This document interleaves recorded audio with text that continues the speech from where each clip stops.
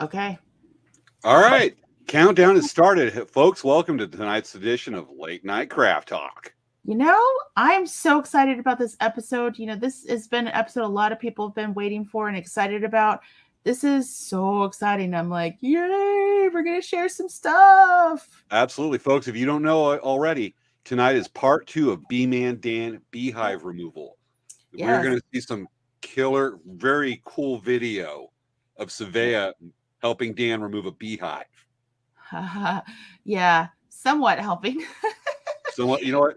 I've only seen a couple, like maybe 30 seconds of all that video you shot. So I'm going to be seeing this for the first time too with our audience. So this is going to be cool for both of us. We're going to see Svea's cool buzz adventure. Yeah, it was really cool. Dan is very professional, great to work with. I really recommend him, and he honestly, genuinely, really cares about the bees. And he really does. I could see it when he did the show with us, but then watching him work, he really cares. Like, he takes his time, he works with them, he really understands how they are. And in the video that you'll see coming up, you can tell he really knows what he's doing. He really cares about them, and he does the best that he can for them, which is really amazing. Yeah. Dan really likes to study bees and the bee science. And I don't know. What do you call a person that studies bees? A biologist. Okay, quit Googling the answers to my jokes. No, I didn't. What, I really gave you the answer? Yes. Oh, no way. It says biologist. Wow, I just guessed. Why do bees hum? Because they don't know the words. Svea, quit Googling the answer so quick. I didn't. I swear. Look at my hands. I'll put my hands like this. Okay, ask another question. I can't see your hands. All I see is the countdown. I'll put my hands up. You can see my hands in the green. Let me. Okay. You can see my hands in the green. All right, let me tell another joke. I'm going to see if you Google it. Ready? I'm looking for one because I'm on Google right now. Give me a second. I'm looking for one liner. A lot of these are long. Nope, no more one-liners, just some story ones. Okay, I swear. Oh, well, so how was your week? Oh my goodness. Oh, well, do we want to talk about this during the show? Well, we got material all cray. I know. Yeah. We've got 7.5 minutes. I'm actually sharing the show right now. Okay, so right now I'm gonna give you guys a quick thing.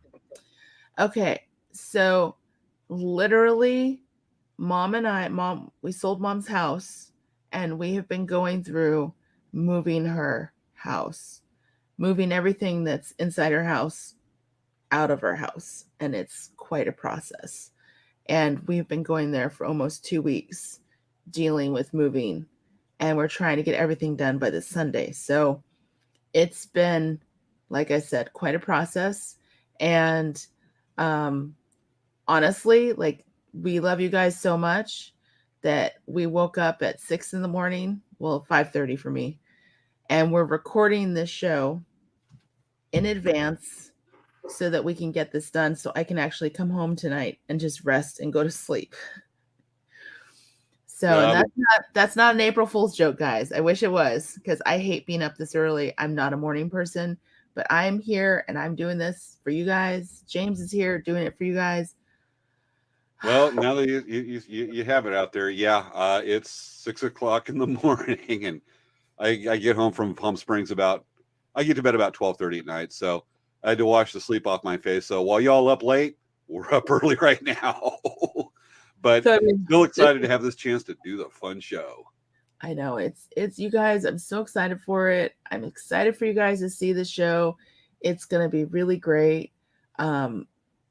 We've been waiting for it for a while. The footage is awesome, and it was such an incredible experience. Definitely don't watch videos and decide to do your own bee removal. Do not do that. I promise you, it is not a good idea. You might get some stinging truth to that. Okay, yes. It's very... You might have to go, but don't buzz the biologists on how to do this, because I don't have another word to make a punchline to make this even punnier. So all I have to say is if you have bees at home, be smart and talk to your local bee removal service that rehabilitates or relocates. Please, for the future of our world, every bee counts, and we want everyone to know this. I mean, it's such a huge message everyone's trying to send out. And make sure not to just buy jewelry that says save the bees. I mean, that's not the way to actually give money to bee saving services. Dan and I had a little bit of discussion about that. We can talk about actually, James. Do you want me to save that to? Yeah, let's save it a little later because I've got a couple bee jokes. Okay. All right. All So right, I'm reading this for the first time. Remember, let's touch on that topic during the show because it's absolutely. I think that'll be recurring. Anyway, So right now it's 10 o'clock at night, almost 10 o'clock. Yeah, it's like and I'm sharing the show right now, and I'm seeing Maya, the El Presidente of the Friday Ninja Monster Hunter Squad. Wait, you forgot sushi. Huh? You forgot sushi in there somewhere. And sushi. Sushi's on right now. Hopefully sharing the show, and so's all our regulars is Wendy. And make sure to share the show. We this is how we get our word out. Not everyone follows our show on our YouTube and Facebook and Twitch channels. So make sure that you share it. This is going to be a really great show. Everyone is going to have so much information that they're going to learn from it. It's just amazing. It's just really amazing to watch. I mean, we have some seriously awesome video for you guys to watch, and it's just going to be awesome. Yep. Awesome. Hey, Svea, got a beekeeper joke. You do? Okay, I'll put my hands up. The beekeeper and his wife walking downtown, and she says to him, "That looks like a happily married couple." And the beekeeper says, "Don't be so sure, my dear. They're probably saying the same thing about us." How's that a beekeeper joke? I don't know. I'm cold reading this. I kind of glanced clicked over and went, "What?" Okay, here's some good stuff. Okay. All right. You may be a beekeeper if the windshield of your vehicle has at least 2 yellow dots on it. Must be like, bees that hit the windshield. You may be a beekeeper if you pick up matches at restaurants, even though you don't smoke. Okay, I can see that because I could see that because what you didn't see on the video was that Dan spent a good probably 10-15 minutes putting sticks and burning material inside a smoker, and he did light it. I don't think he used matches though. Actually, he might have used matches. I don't even remember. Gotcha. Boy, we're only just over a minute from countdown. All right. You may be a beekeeper if you check out all the honey labels and prices at the supermarket. Or you've gone through the supermarket checkout line buying nothing more than a big load of sugar and maybe some Crisco. That's weird. It must be a beekeeper thing. It's an inside joke to beekeepers. If Dan's watching the show tonight, he'll go, ha, ha, ha, ha, while the rest of us going. He'll be like, "Oh my God, that's so funny. Oh my gosh, James is hilarious. Oh my goodness." Yes, I am. Yeah, actually, Dan might be watching the show because I'm actually tagging him in my posts. So gotcha. Let's see. Well, this is definitely a beekeeper joke that they'll only get. You may be a beekeeper if you've estimated just how much money you spent to control mites. Okay. Your friends and neighbors think you are the answer to every swarm and bees and all the wall problems. Okay, this is definitely a beekeeper joke with beekeeper humor. Are definitely inside jokes that I cannot even remember. I can't even wrap my head around right now. It's so I'm gonna cruise through this and look for one that we can all understand. But Svea, 8 seconds for countdown. You ready? Oh yeah, okay. All right, here we go. And here we go. Countdown with everybody. 10, 9, 8, 7, 6, 5, 4, 3, 2, 1. Countdown. Time to start the show. Woohoo! It's time for Late Night Craft Talk with hosts Svea Kamori Yang and James Hermes. On tonight's show, part 2 with Bee Man Dan. Svea helps Dan remove a beehive. What goes zub zub? A bee flying backwards.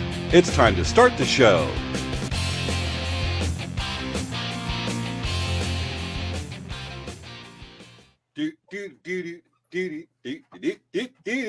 Svea. Hi.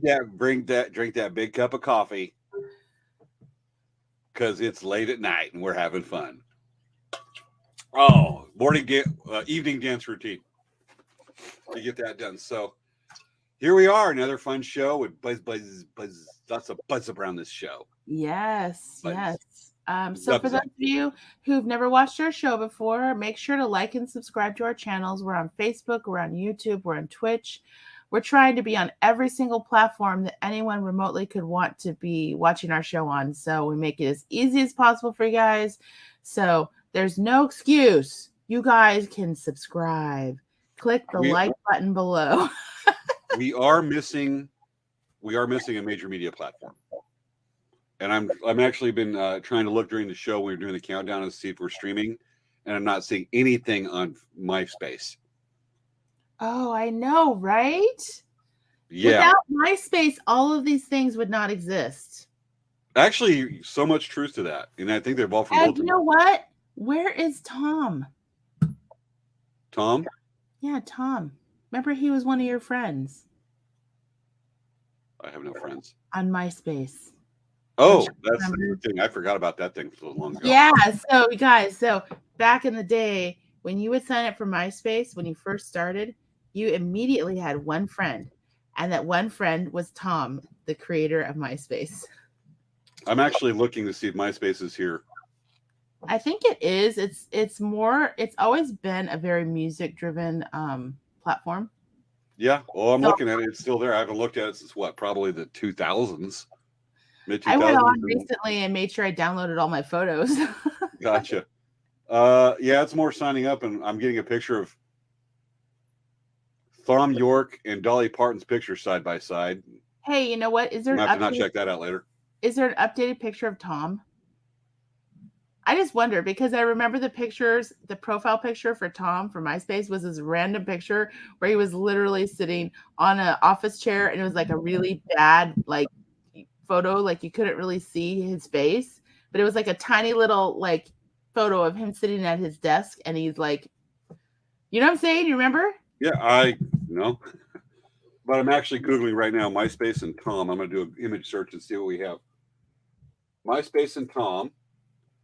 And yeah, you see it. It's like a cheesy photo. Like he's sitting with like a blackboard behind him with like a pen, or he's sitting by a computer monitor. I'm getting mostly one guy and one picture of Donald Trump. His name's Tom Anderson. Look up Mr. Tom Anderson. Tom Anderson from MySpace. Are you kidding? Tom Anderson is an American technology entrepreneur and co-founder of the social networking website MySpace, which he founded in 2003 with Chris DeWolf. He was later president of MySpace and strategic advisor for the company. Mr. Anderson works at MySpace. What the heck? Are you kidding me? What? Oh my goodness. This is ridiculous. Okay. He's the co-founder of MySpace, and then education. You're going to flip. I'm flipping out already. Is this right? It says he went to my high school. Whoa. What the heck? Is that correct? I never looked him up. This is crazy. No way. I don't believe this. Let's see. There's no way. There's no. Oh my God. What? Oh my God. He did go to my high school. Holy crap. Did he? How is he about your age? As a teenager at San Pasqual High School in Escondido, California, Anderson was a computer hacker known as the pseudonym Lord Flathead. And that would probably be a reference to Kids in the Hall. Yeah. Wow. Oh my God. That is crazy. I had no idea he was from Escondido. Well, the thing is when did he graduate? Was he about Okay. your time, within your era He was time? 6 years older than me. So he was born on November 8th, 1970. Okay, so he definitely graduated, was out of there before you came into high school, but he was Yeah. there when you were in middle school, probably. But you know what is funny? There was never, ever, ever a mention of him going to San Pasqual High School. Like Well, ever. Like my mind is blown. I'm just like, what? We probably were living in Escondido together at the same time, considering I lived in Escondido from the 80s till the 90s. So when I was in junior high, he was in high school. Wow. That is a small world thing. You got me wondering, because I graduated from Indio High School. I'm going to just go and Google right now famous people that went to Indio I High don't School. even think that he's even listed as maybe he didn't graduate from Escondido San Pasqual, but it's weird that they would even list that as his school. You know what I'm saying? Yeah. That is so I crazy. just typed in famous people that attended Indio High School, and I got back. Looks like there aren't any matches for your search. Okay, famous people who went to San Pasqual High School. Okay, let's see here. Let's see. San Pasqual High School. I don't know. It just see a Wikipedia. Let's see. Notable alumni. Let's see what it comes up. Notable alumni. It says Jovan Kurowski. He's a soccer player. Eric Meek, for sure. He went to high school with me. He went to Duke University for basketball. Shannon McMillan, totally. I know her. I knew of her. She actually became a professional soccer player. And then Nikki, I don't know Nikki. Arts and Media, Andrea. Oh, and here, Beezness, Tom Anderson, class of 88, creator of the social networking website, MySpace. That is craziness. Oh my God. That's cool. I'm actually looking up.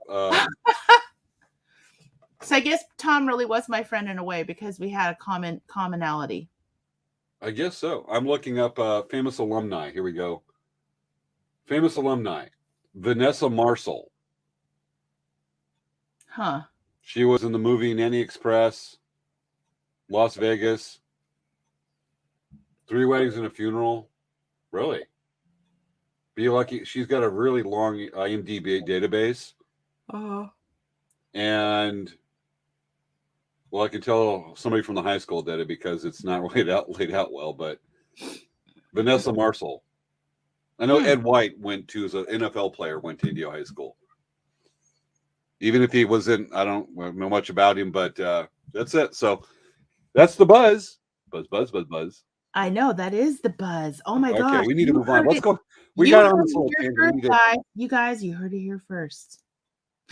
Absolutely. So we got on a little tangent here. What's going on with Dancing Bear? So we have been continuing to send out orders and whatnot. My mom and I have been focused on in her house, but we have a full staff right now. We're able to fill orders and get things done. It may take a little bit more time if you have something that we need to order in, just because our time at the store is very limited right now because we're in a time crunch to move out. But we've been move out of your mom's place, not the store. Yeah. Sorry. My mom's house. We're moving out of my mom's house, or my mom is moving out of her house. So we've been really focused on trying to get all that stuff cleaned out and taken care of. And that's where we are. It's been kind of crazy. We pretty much have put a stop to going to anything or doing anything outside in regards to like going to per cap or whatnot until we got this taken care of, because it's just too much to do. So that's been the major thing with Dancing Bear. Hey, James. Yes. What's going on with Elk Rack? Okay. Not quite so much dynamics with this Dancing Bear right now with all that, but getting ready to head out to shoot some video for some projects. But I've been working on the feather fans. I'm getting ready for pilot season, getting stuff built up. And sometimes you make a fan that is a bit unique And I don't know, did you see the video I put on Facebook a couple days ago, me working on the feather fan with the Royal Palm Turkey feathers? Yeah, I saw that. Here's the finished product. Let me share it. I've got it kind of loaded up on my Facebook a little bit because I don't have the high-res picture on my my computer yet, but here's the photo. Very nice. Yeah, I painted the quills, and it just not a complexity to it, but usually I don't paint the quills on the feather fans, but I did this time, and it just came out really good, just really regal looking. Yeah, that's what one person on Facebook posted, is regal looking, and I just went, this is just a cool piece. It's just got a lot going for it. It's just a neat feather fan, and I got the navy blue or royal blue, navy blue on the quill, and the red marks on there. Just came out really cool. That's nice. Good job, James. Totally. Let me stop sharing the screen. There we go. Okay. So working on that, I'll be doing some others over the next few weeks because PAL season's starting up and I got them coming. So that, and we're only about a month out from our first show of the year with Lakeside Rodeo. Wow. Yep. We'll probably be talking about that sooner in the show. Yeah. I mean, we're gonna be going to Stanford in May. And so that is a huge thing for us. Like we have to, I mean, as soon as we're done with this whole house move, we are like 100% working on getting ready for Stanford because it is our first powwow, our first major powwow. I mean, this is for us. This is like going out. Okay, so if imagine, if you pick 1 month of the year and you're gonna go and present a show, right? 1 month a year, James. So 1 month a year. If you're going to pick 1 month a year out of a year and say, I'm going to only sell in that 1 week, 1 month, which month would you choose? April. And why would you choose April? Spring, new beginnings, a little bit cooler weather. It depends on the show. Honestly, it depends on the show, where it's going on. So you weren't getting where I was going for. So yes, apparently. I was saying that the Stanford powwow for us is like selling during the month of December for major retail chains. For us, it's a really, really big, busy show that will really help our business. And also, we haven't been up to San Francisco in at least since 2019. So we have a lot of people that are just going to be nuts about wanting those supplies. So it's going to be a very huge sale for us. So we pretty much during the pandemic, we pretty much ripped everything apart. We don't have our vendor space set up anymore in our back stock. We don't have any of that stuff prepared. So we have to go through and literally restage and reset up everything again. Yeah. Understood. I'm starting to get stuff built up. There's stuff I carry at PALs that I don't do at Palm Springs. And I've got just coming up, I've got Lakeside Rodeo. 2 weeks later is Paula, Cuba Cultural Days at Paula Reservation, and another rodeo, a couple of powwows in December, or excuse me, June. And it just lines up, and it takes time to build everything. Yeah. And I'm just getting built up on that because it's stuff that normally would not sell at Palm Springs. It's PAL specific. And it said it takes time, and I start getting ready for these shows in earnest in January, February. Yeah. To get enough to put together, because it's not when you have like a week or 2 weeks between shows, between powwows, that's not a lot of time to get stuff built back up. Especially when it's good quality, takes time, work. Well, also the thing is you have to make all the stuff, so that's what I'm getting at. Yeah. Yeah. Okay. Bees. We're going to watch not two bees. Okay. So much Shakespeare reference. We're just going to watch a lot of bees. Okay. So should I start my videos? Yes. So tell us what you're doing. What would happen? Okay. So my mom and I suited up because we told Dan that we really wanted to be a part of the experience because we just felt that this was something that is just such a once in a lifetime thing. How many people have bees on their property all the time? I mean, maybe some people do have bees all the time, but in general, like having bees removed like this, it's definitely something I feel that isn't something that happens all the time. I mean, I can say this, I've lived in my place for almost 20 years and we've never had a bee thing happen ever. I mean, we live in a condo, but we've never had a bee thing happen in our building. So that's why. As I say, this is pretty interesting. Okay, so I'm going to add our first video. I'm going to put on our first video. Ready? Here, we say bees. I've got Svea and her mama. We're from Dancing Bear Indian Trader, and we're trying to save our bees. And I'll show you what that looks like in a second. Okay, so that's the intro with Chris right there. Y'all look like ready to take on your bee nights, taking on the bay jousting. Yeah, it took us about 15 minutes to get all the stuff on. We had the jackets. We had pants on. We wore regular pants, but we had the pants on. And then we had gloves. We had 4 layers of gloves. And then he had duct taped the jackets to the gloves. So I literally did not get stung on my upper body.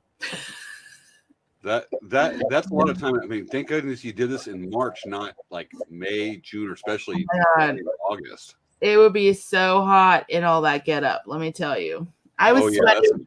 I was sweating in it, and I'd be like wipe my face, but like I had to pull the net away from my face so that I didn't get stung in the face. Gotcha. Okay, so I'm gonna show you the next video. This is actually before we started. He took some video of the of where the beehive was. Okay. And here are the bees inside this box ish. Say hello, girls. And these are all guard bees in the front. They're seeing what's up. Stranger danger comes from them. So you want to alert the bees that there's smoke coming, and then the guard bees go and spread the news. Ish. You hear them? Oh yeah. Say hello, girls. Really low frequency though. It's crazy though, because like they were really. I mean, the sound was very intense. Yeah, I can hear them now. Just let's listen. Let's listen here.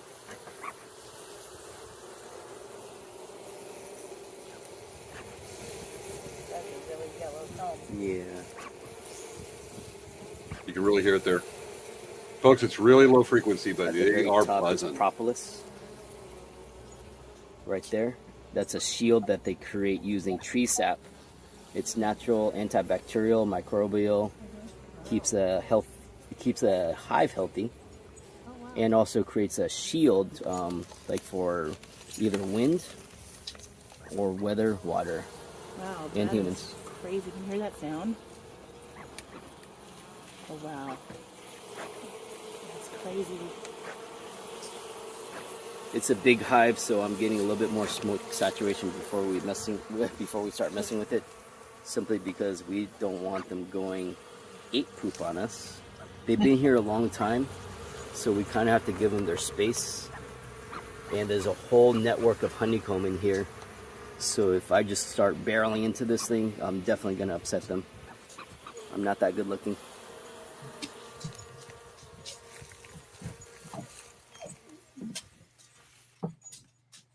So, yeah, it was pretty large. The sound was intense. It was very intense. And at this point, I was sitting there right next to him. You heard me commenting. I was right next to him when he was smoking it and standing right there. And I had my protection gear on, so I felt pretty safe. I was really close to the bees. It sounds like it. You know, the thing is the microphones. It's hard to detect, especially older people. As we kind of lose those low frequency hearing, and it was very low frequency. But I can imagine with the mic not being really capturing that, unless you've got like probably younger people or dogs are going at the video. But you get the idea if there's just the low frequency buzz, just how loud that was for you there. Yeah. Yeah. Okay, hold on a second. Let me do something really quick. I'm gonna show you guys something something. Let me see here. Let's see, I'm gonna hide my. I have to see. Okay, that's better. Okay. Let's see. So tell me when you're ready. Right now, as we're talking, I'm hearing a couple of doves going, brr, brr, and they're going. I bet they're as loud as the bees.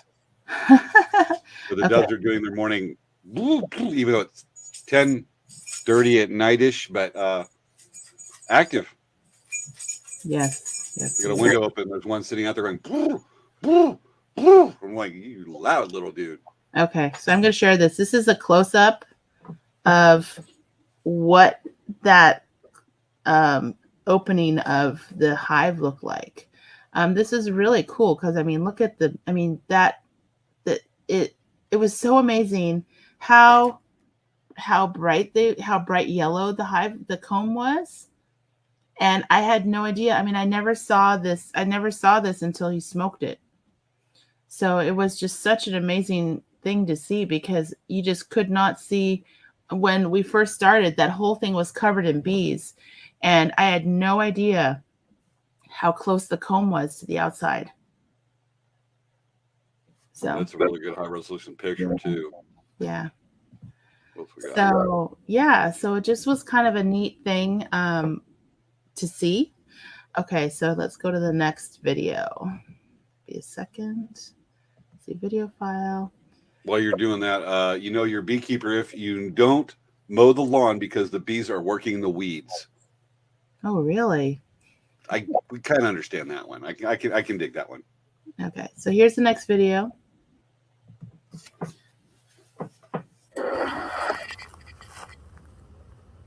Look at that. So this is, he took the side off of the, you remember how there was kind of like a wood paneling? He took the side off of the, actually, I think that I'm going to turn the sound off of this one. I'm going to turn the sound down. Okay, so he's. So basically what he was doing was, actually, let me cut off the sound entirely. Yeah, because it looks like he's pulling off the wood paneling there. Oh, hold on a second. See those bees coming out. Okay, let me drop the sound down. It's really loud. You can kind of hear the bees. Can you hear the bees a little? No. Okay. But I can imagine I'm starting to see them buzz around him as he's pulling about the board. Let's see what he's got with the board here. This is like the money shot, really. Come on, Dan, you can do it. Pull it off. It was the board says two, but you're number one in our book. It was crazy how it was screwed down. It was screwed down and it was nailed down. It had all these like extra nails. And he's like, dang, this is like really covered. It sounds like various people try to improve on the construction of it or keeping it together. Look at all those bees coming out. Look at that. Holy cow. Isn't that craziness? That piece just fell out. Yeah.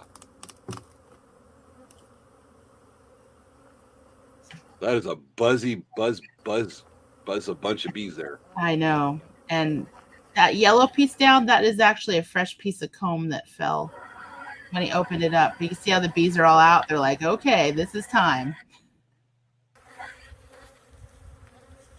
Yeah, look at all those honeycombs. Yeah. Those are big. Yeah, this was quite a large hive. You see that bit where it was like actually broken. You saw that, right? Yeah. That's a piece that fell down when he pulled that board off. Yeah, I see how there's going to be. See that bit of broken piece? Hold on. Pause this. I'm gonna. Well, I think we saw it. You did see it? Yeah, the video's almost done, anyways. Let's see if we can pause it. See right there? Oh, it didn't pause it. Okay. we get it. Okay. Yeah, there's where it went. That's crazy. Yeah, it was very large. Very large. The height of that is about 18 inches. That's ginormous. So do you have video what he did next? Yes. Okay, I'm working on that. While she's doing that, folks, you know your beekeeper if, let me randomly pick from my computer screen right here. You overhear your 9-year-old daughter explaining to her friends how to tie a trucker's hitch. Okay, you know what? That's just a cool daughter right there anyways. I don't care if you're a beekeeper or not. Oh, you really hear them here. I'm going to turn this down a little. Okay, keep the sound on. Keep the volume on? Yeah. Unless there's colorful metaphors from someone. Oh, I don't think so. He was pretty good about that. Yeah, I mean, it was a very active hive. Beautiful honeycombs they were making. And they're still active. They're doing their honey making thingy factory. I wonder if bees have labor laws. Yeah. Look at all that honeycomb in the close-up. Those are great shots. Gee.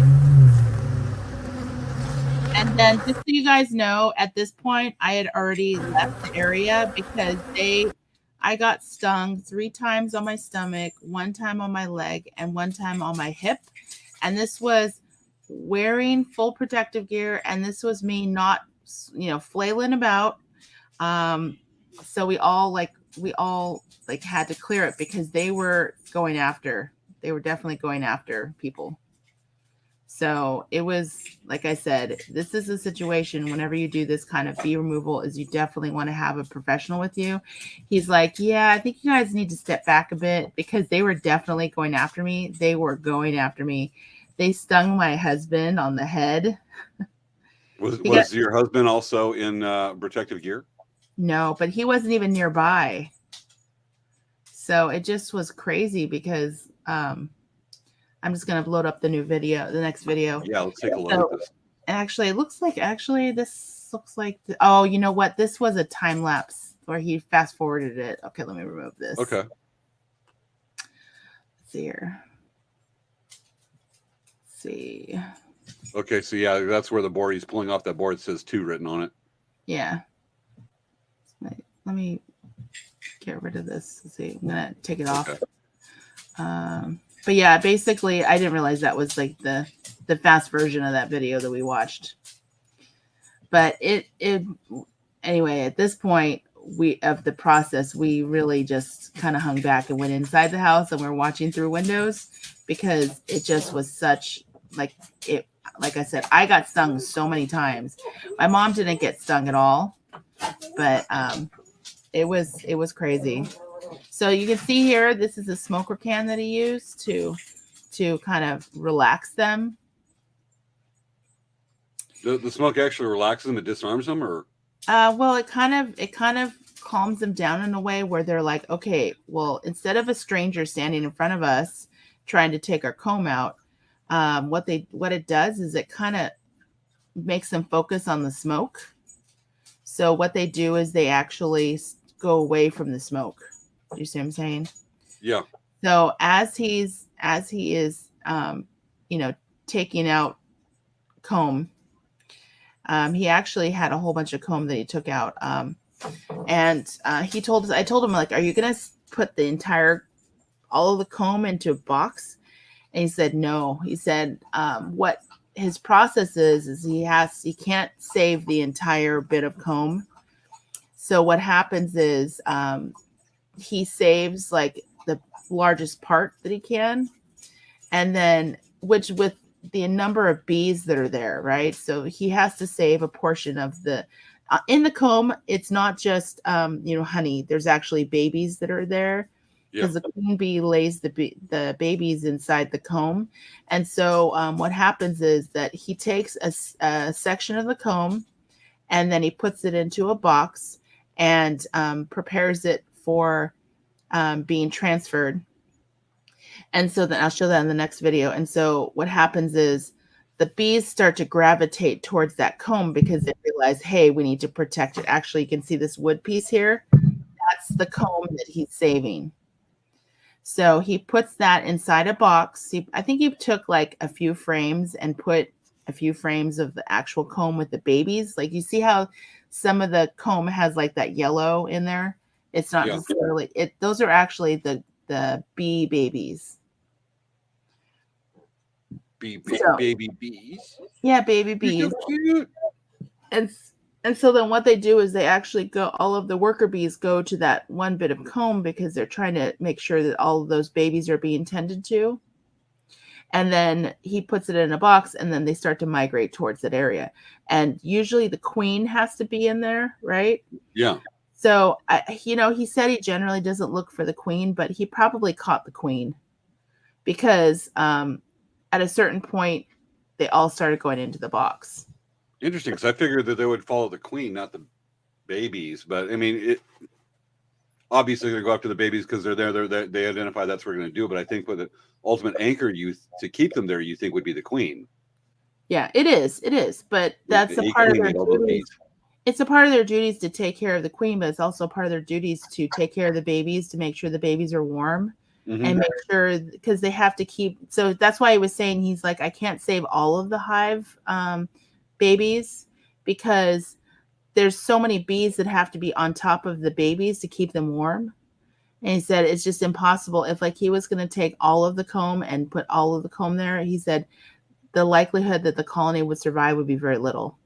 So he said that, the way that by him taking that one portion and focusing on that one portion to save for the colony, he said that's the best way to do it. And he said, and it's like, it's sad because he can't save all of them, but at the same time, he said the bees understand that. He said this is what the bees understand. They understand that, he said we work together, and he said he takes the extra comb that has babies and he feeds his chickens.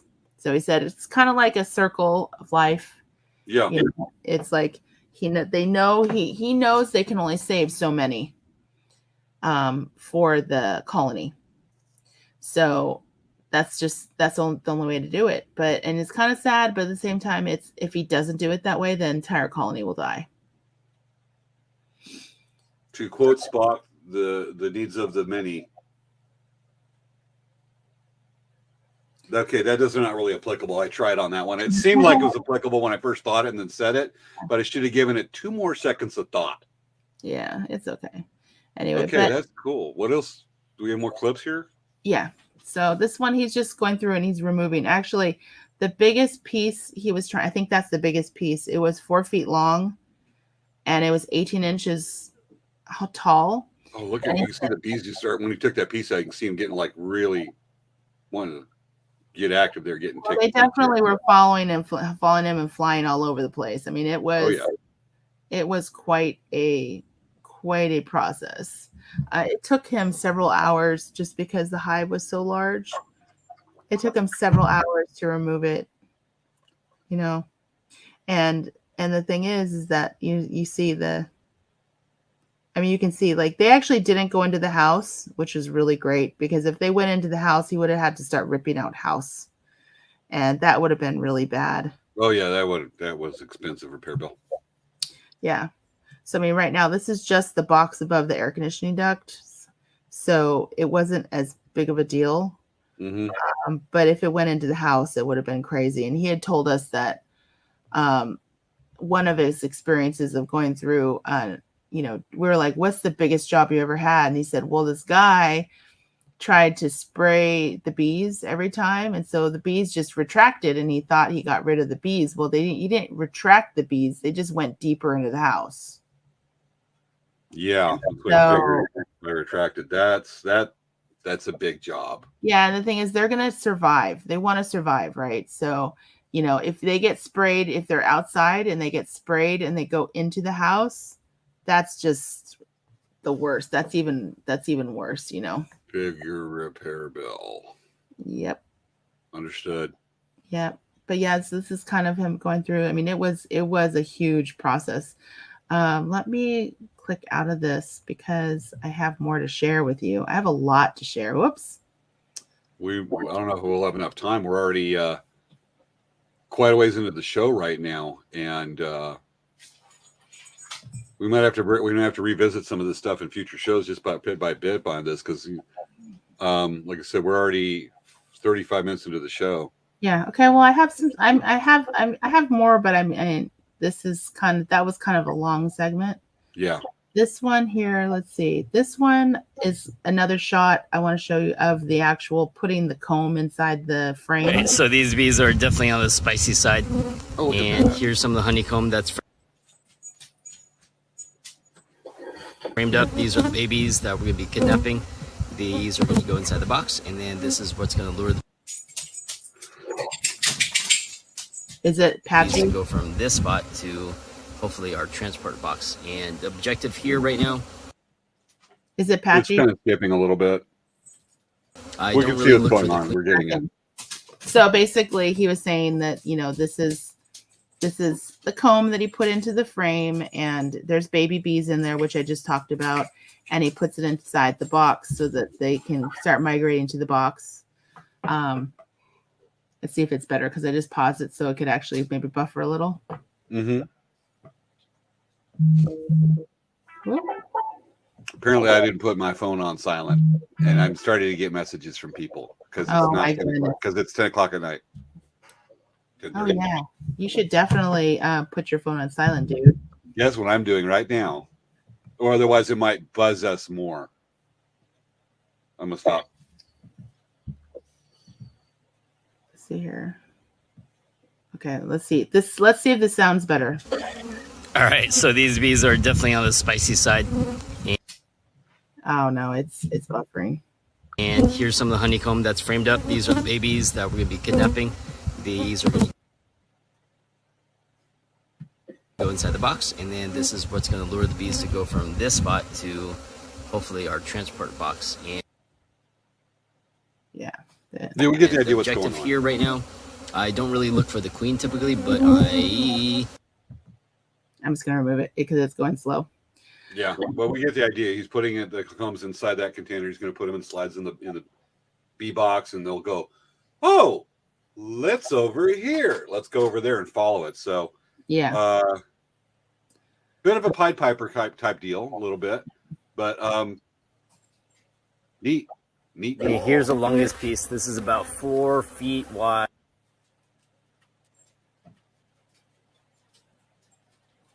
Yeah. Right. 1.5 feet tall at its peak. 4 feet long. Hive. Mm-hmm. Honeycomb. Crazy. Goes all the way back to the wall. Good job, girls. He talks Wow. a lot. Why not? Yeah. Okay. Let's see. I have another one. Get my TV right now. Okay. Let's see here. The next one. That was so. Actually, I'll show you this one. This I think he's talking about like the size of this one because this is the biggest piece he got out. I'm not sure if there's audio on this video. But we'll see if we can comment. Almost got the whole thing out in one piece, but I'm missing another foot inside the wall. That's huge.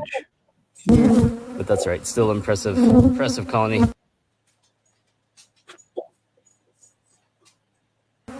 For damn sure. Good job, girls. Okay. Good job, girls. I know, isn't that That's fun? He always was saying that. It's like, hi, girls. Hi, girls. He talks Yeah. to them all the time.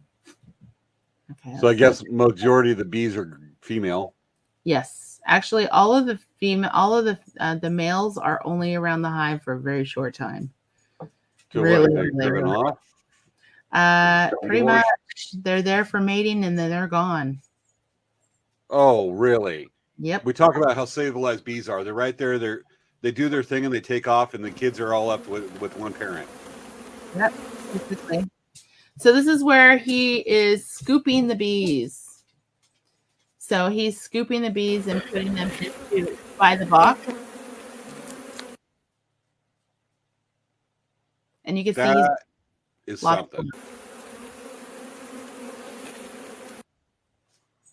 he's like, he originally said, maybe you can scoop the bees. And he was saying, yeah, you can scoop the bees too. And I ended up not scooping the bees just because they were a little bit more rambunctious than they should have been.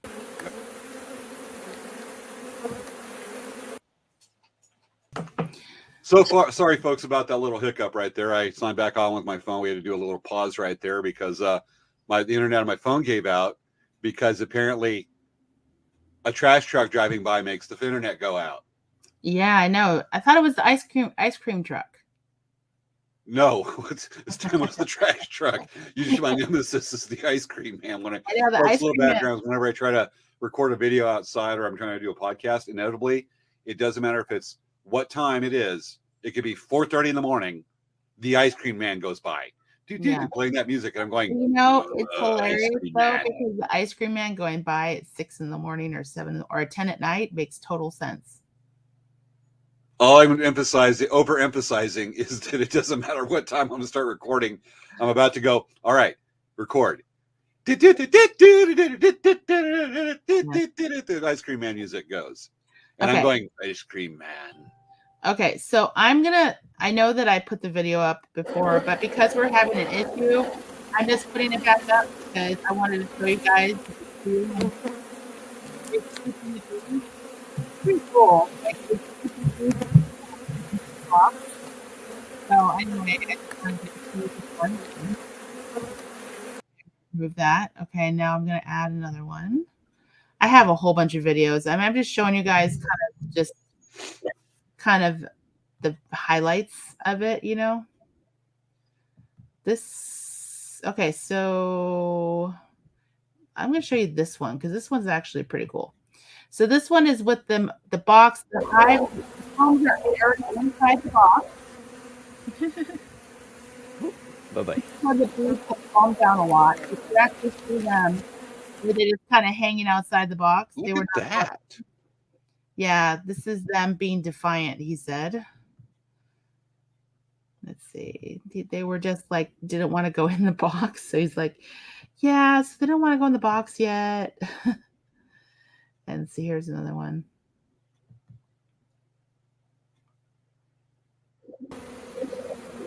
So you want them to start going to the box. And they weren't really doing that. So he was working on trying to still put them in this area.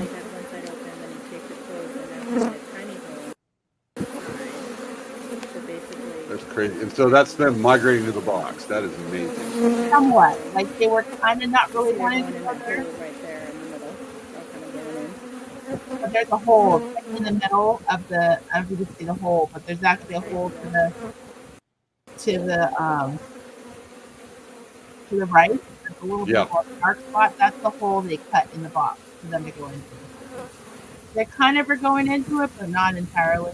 There's going to be somebody that it's not like bees or buzzy things at all that's be look at this freaking out right now. Look at this video. Yeah. Well, maybe we should have put a warning to like if you don't like bees, don't watch it. Maybe. So maybe. Okay. Okay. So let's see. Let's look for the next one. That's it. Okay. So the bees don't want to go inside, and that's perfectly okay. This is equivalent Is that it? of a 10 frame deep. So they're pouring out. There's so many of them, and they didn't really want to leave. Kind of force them to leave, but that's okay. So I'm going to give them their space. Swing back tonight, pick them up, and then most of them should be inside the box, and we'll call it a day. Thanks for visiting. We'll see you in the next video. Wow. So he's going to leave them there. He's going to leave the box there. Yeah. He's going to allow the bees the rest of the day and the evening or whatever to start migrating to other boxes. He's going to get it the next morning. That's what he was saying. Well, he ended up leaving them for a couple days. And definitely at a certain point, they really all, like I say, like 98% of them went into the box. And I didn't get a chance to do it. He was like, and I wasn't there when he picked up the bees. We were so exhausted because we were working on the house. We were so exhausted. We just wanted to go home, and he was going to pick up the bees. And he said, box, he's like, you got to lift this box because when the boxes are full, they're really heavy because they have all of the bees in there. And not to mention, I mean, does he seal the box so they stay in there when he moves them? Yes. Obviously. Okay. Yes. And they're fine when he seals the box because there's honey in there. There's you know, they're all working on their stuff that they work on normally.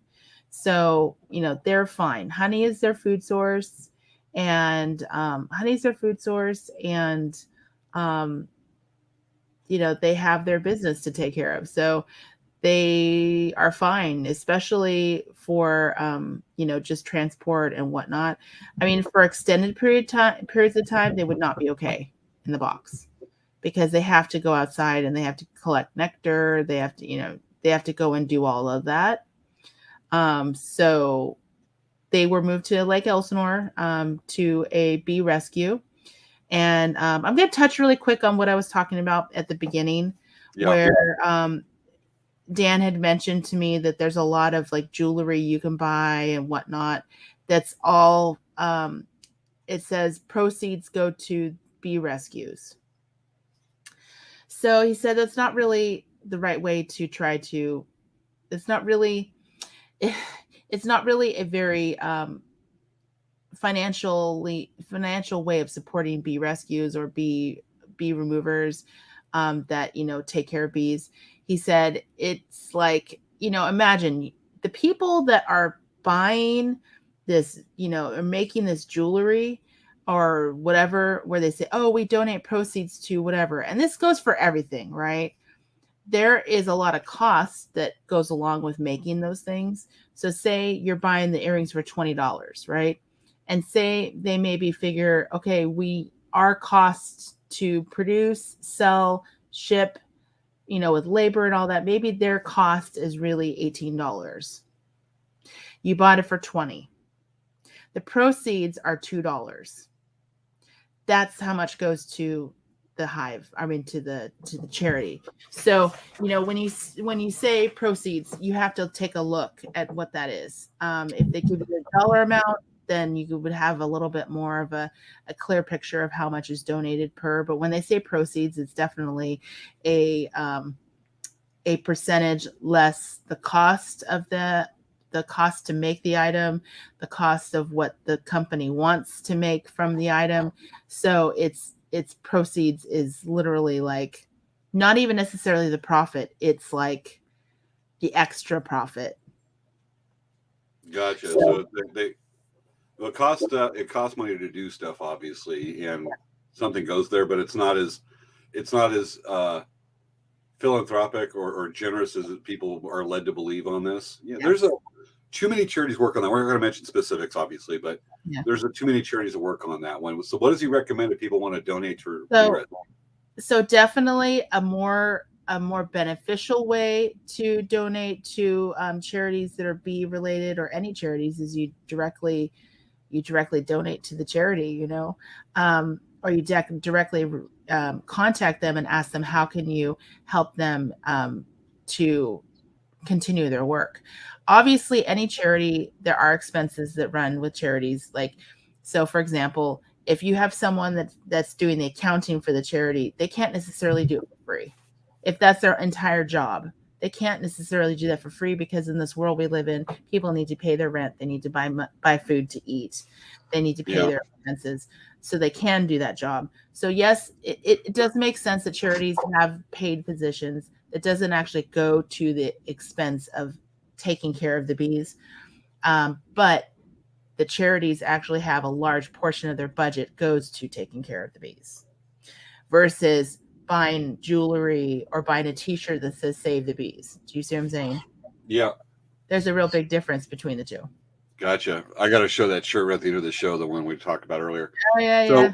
With that, we've folks, you know, we'll hopefully definitely look for some of those bee charities. We saw some neat stuff tonight. Mm-hmm. And I've been really looking forward to that. Some of those combs, the way the bees were active, that's amazing stuff. Yeah. And, you know, if you do have any questions about bee charities, you could always contact Beeman Dan. I know he's in the process of developing a charity. And in the future, we are working on an idea to work with him to actually give him a lot of money towards his charity, because we really feel at Dancing Bear, we really feel it's very important to save the bees. Our bead workers use beeswax all the time for their beadwork, and that's a very necessary part of just beading. is to use beeswax.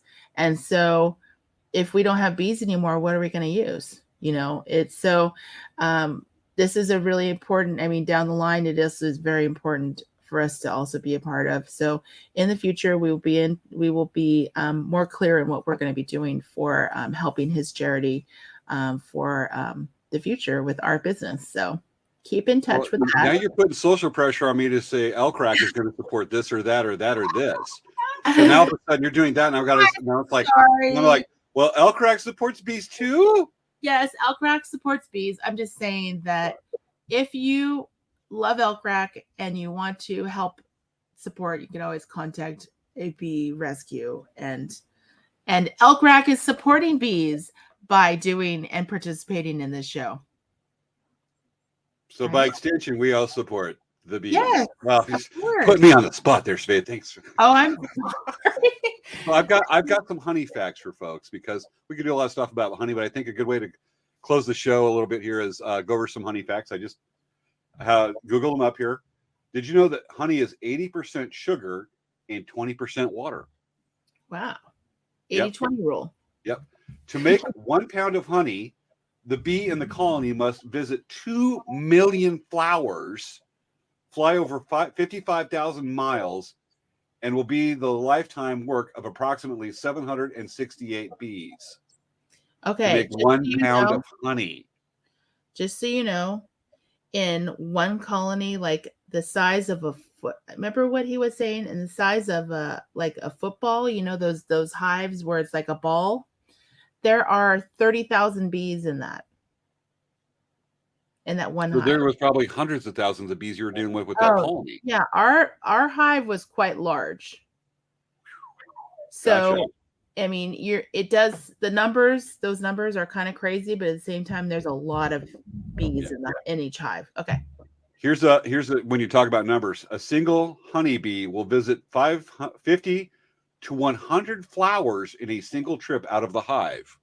And here's a cool fact I'm looking at now. This is actually, I didn't know this, but it's not surprising. Honey is the only food that includes all the substances necessary to sustain life, including water. Oh. Sounds like Mark Watney with the potatoes on Mars. Uh-huh. Honey has everything you need to survive.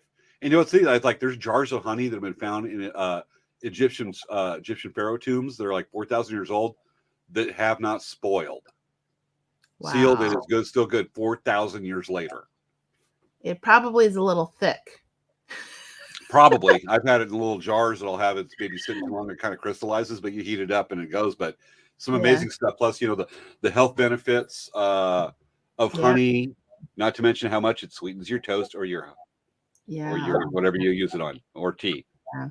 So let me show my cool pic. Can I show my cool t-shirt? Yeah, show us your t-shirt. All right. Folks, not related to bees, but related to other very important topic. I don't know how I got the strip of deer hide in there, but I got my desk because I've been working on Dreamcatcher, so I got like leather right here, Dreamcatcher, and for some reason something called politically incorrect crayons. Okay. I got handed this shirt yesterday. You ready? That, folks, is a cat wearing a space helmet chasing a taco in space. Wow, that is hilarious. I'm going to wear this shirt. Awesome shirt. Svea, you need this shirt too. We go to Per Cap, we'll be twinsies. I don't know, James. If it's a Chihuahua wearing a space helmet chasing a taco, would you do it? Maybe. Why isn't there a t-shirt with a Chihuahua wearing a space helmet chasing a taco? I mean, seriously.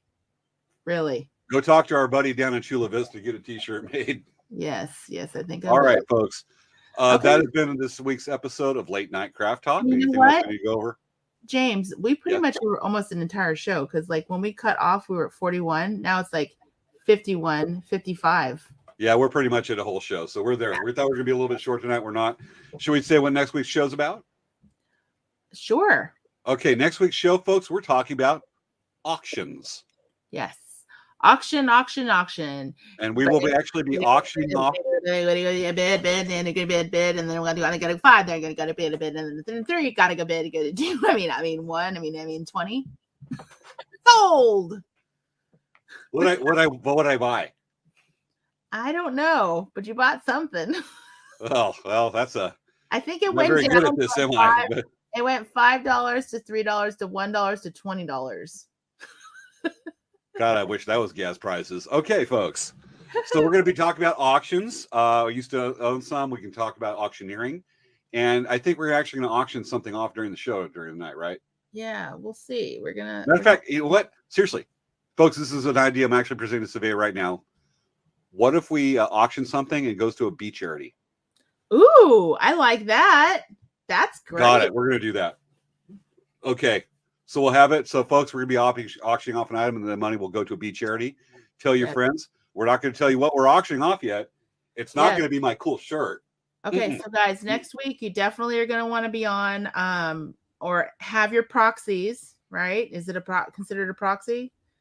Is that when someone goes online to bid for you, right?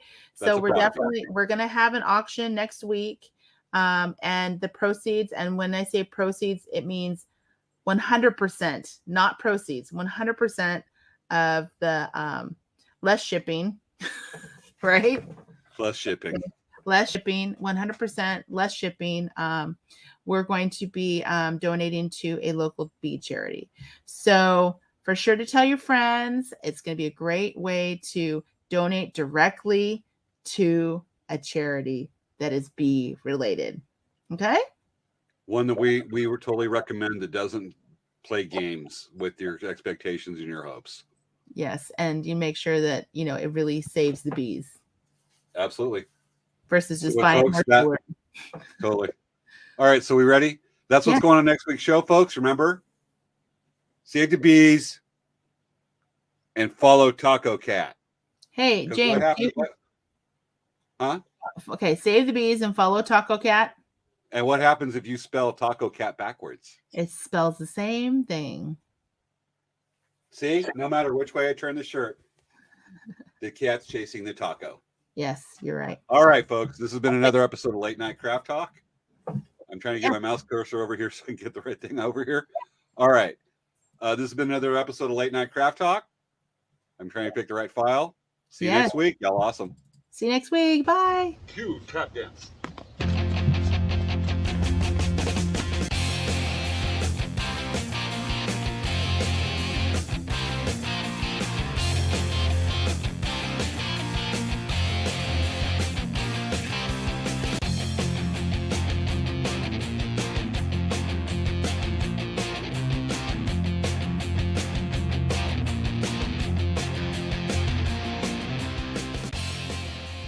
Aw, ain't he cute? Good night, folks.